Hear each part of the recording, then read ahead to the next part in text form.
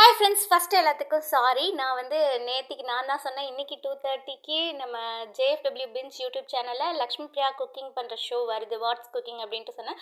Actually அந்த ப்ரோமோவில் நான் லக்ஷ்மி பிரியாவையும் காட்டினாங்க, நளினி மேமையும் காட்டினாங்க. ஸோ அதனால் நான் வெயிட் பண்ணி இன்றைக்கி பார்த்தேன். இன்றைக்கி வந்து பார்த்திங்கன்னா நளினி மேம் மட்டும்தான் சமைச்சிருக்காங்க. ஒரு ப்ரான் கிரேவி பண்ணாங்க.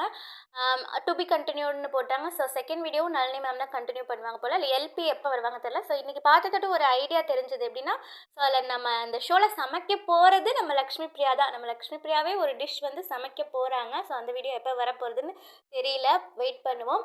அண்ட் நேற்றுக்கு லேட்டஸ்ட்டாக வந்து டாக்டர் எம்ஜிஆர் யூனிவர்சிட்டிக்கு லக்ஷ்மி பிரியா போன பிக்ஸில் வந்து ஒரு பிக் வந்து ஷேர் பண்ணியிருந்தாங்க. இந்த ஹோல் காலேஜ் க்ரௌடு, ஹோல் ஸ்டூடெண்ட்ஸோட க்ரௌடை வந்து ஃபோக்கஸ் பண்ணி எடுத்ததில்ல. இவங்கெல்லாம் வந்து சீரியல் லவ்வர்ஸோ சீரியல் பார்க்குற ஆன்டிஸோ கிராண்ட் மாஸோ கிடையாது. இவங்கெல்லாம் யார் தெரியுமா? காலேஜ் ஸ்டூடெண்ட்ஸ் அப்படின்ட்டு.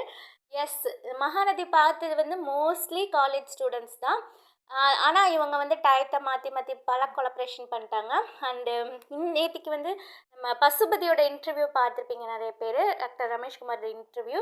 அவர் வந்து மகாநதியை பற்றி புட்டு புட்டு வச்சுட்டாரு. நம்ம காவேரியை பற்றி, நம்ம லக்ஷ்மி பிரியாவை பற்றி. எஸ், மகாநதி வந்து ஜென்ரல் ஆடியன்ஸை கவர் பண்ணுற மாதிரி சீரியல் கிடையாது. அது வந்து வெப் சீரிஸ் ரேஞ்சுக்கு அப்போவே எடுத்தார் பிரவீன் பென்னட் சார். அண்ட் அதுதான், நீங்கள் டிஆர்பி வரல அப்படின்ட்டு நீங்கள் சேனல் முக்கியம்னு, டிஆர்பி தான் முக்கியம் சேனல் நினச்சாரும் ஹாட் ஸ்டார் டிஆர்பியை போய் பாருங்கள். மகாநதி தான் மாசு கெத்து. ஹாட் ஸ்டார் டிஆர்பியில் மகாநதியை அடிச்சுக்க எந்த ஷோவுமே இல்லைன்னு சொல்லலாம், எந்த சீரியலுமே இல்லைன்னு சொல்லலாம். அதுதான் வந்து அவர் முக்கியமாக பதிவு பண்ணார். ரொம்ப பிடிச்சிருந்தது எனக்கு. அண்ட் நம்ம லக்ஷ்மி பிரியா பற்றி சொன்னது. சில ஆர்டிஸ்ட் வந்து அங்கே தொடாதீங்க, இங்கே இப்படி பண்ணாதீங்க, நானாகவே நடிச்சுக்கிறேன் அப்படிலாம் சொல்லுவாங்க. ஆனால் லக்ஷ்மி பிரியா அப்படி கிடையாது.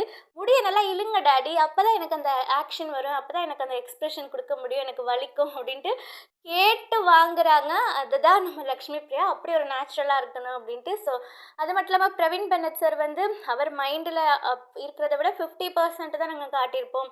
இப்படி பண்ணலாம் அப்படி பண்ணலான்ட்டு நாங்கள் டிஸ்கஸ் பண்ணுவோம். லக்ஷ்மி பிரியா சொல்லுவாங்க, டாடி நீங்கள் இப்படி அடிங்க, அப்படி பண்ணுங்கள், நான் வந்து இப்படி பண்ணுறேன் அப்படின்னு. ஸோ ஆர்டிஸ்ட்டுக்கு டிஸ்கஸ் பண்ணி ஃப்ரீயாக பண்ணுறதுக்கு அண்ட் அவருக்கு தோணுன பிரவீன் பென்னட் சருக்கு தோணுனதெல்லாம் புகுத்துனது தான் வந்து இந்த மகாநதி. அண்டு ஸ்டார்டிங்கில் வந்து எப்படி கொடைக்கானலில் அவங்க எவ்வளோ ஸ்ட்ரகிள் பண்ணி எடுத்தாங்க, ஹார்ட் ஒர்க் நெவர் ஃபெயில்ஸும்பாங்கல்ல, அப்படியே அவங்க ஹார்ட் ஒர்க் பண்ணதுக்கு தான் இப்போ இவ்வளோ பெரிய ரீச் அடைஞ்சிருக்காங்க. லேட்டானாலும் செம்மையாக மாசாக வந்து இப்போது சிங்கப்பூரில் இவெண்ட்டை செலிப்ரேட் பண்ணுற அளவுக்கு வளர்ந்துருக்கிற ஒரே சீரியல் தான் நம்ம மகாநதி தான் மாசு கெத்து.